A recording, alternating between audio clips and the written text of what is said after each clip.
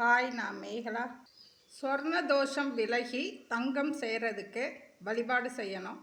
இந்த வழிபாடு செய்கிறதுக்கான நேரம் ரிஷபராசியில் வரக்கூடிய கார்த்திகை நட்சத்திரம், ரோகிணி நட்சத்திரம், மிருகசீர நட்சத்திரம். இந்த 3 நாட்களில் வழிபாடு செய்யலாம். இந்த 3 நாளில் உங்களுக்கு சந்திராஷ்டம் இருந்தால் கடக ராசியில் வர புனர்பூச நட்சத்திரம், பூச நட்சத்திரம், ஆயிலிய நட்சத்திரம் இதுலையும் வழிபாடு செய்யலாம். கன்னி ராசியில் வரக்கூடிய உத்திர நட்சத்திரம், அஸ்த நட்சத்திரம், சித்திரை நட்சத்திரத்திலையும் வழிபாடு செய்யலாம். துலாம் ராசியில் வரக்கூடிய சித்திரை நட்சத்திரம், சுவாதி நட்சத்திரம், விசாக நட்சத்திரத்தன்னைக்கும் வழிபாடு செய்யலாம். மீன ராசியில் வரக்கூடிய பூரட்டாதி நட்சத்திரம், உத்திரட்டாதி நட்சத்திரம், ரேவதி நட்சத்திரம் இந்த நட்சத்திரத்திலையும் வழிபாடு செய்யலாம். தங்கம் வாங்குறதா இருந்தாலுமே இந்த நட்சத்திரத்தன்னைக்கு போய் நகை வாங்கிட்டு வரலாம்.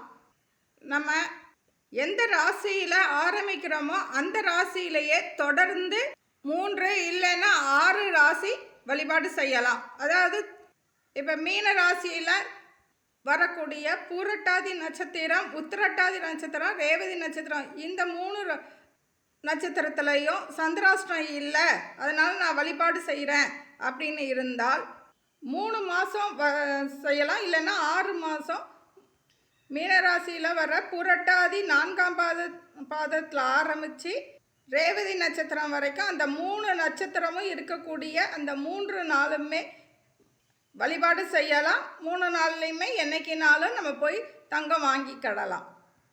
தங்க நகை குருவோட, வெள்ளி நகை சுக்கிரன், சந்திரன் கிரகத்திற்குரியது. பொதுவாக ஒரு சிலருக்கு மட்டுமே தங்கம் சேர்ந்துக்கிட்டே இருக்கும்.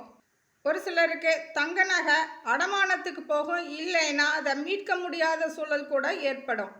இப்போ இருக்கிற தங்கத்தின் விலைவாசி அதிகமாக இருக்கிறப்ப திருமணத்துக்கு கூட நம்ம தங்கம் வாங்கிறதுக்கு கஷ்டமான நிலை இருக்குது.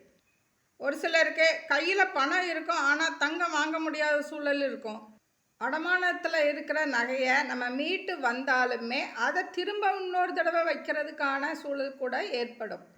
எவ்வளோ கஷ்டப்பட்டு பட்டாலும் ஒரு குண்டுமணி தங்கம் கூட வாங்க முடியாத நிலை கூட ஏற்படும். நாம் அணியக்கூடிய தங்கத்துக்கும் வெள்ளிக்குமே நம்ம அதற்குரிய மரியாதையை நம்ம கொடுக்கணும். கண்ட இடத்துலையும் வைக்கக்கூடாது.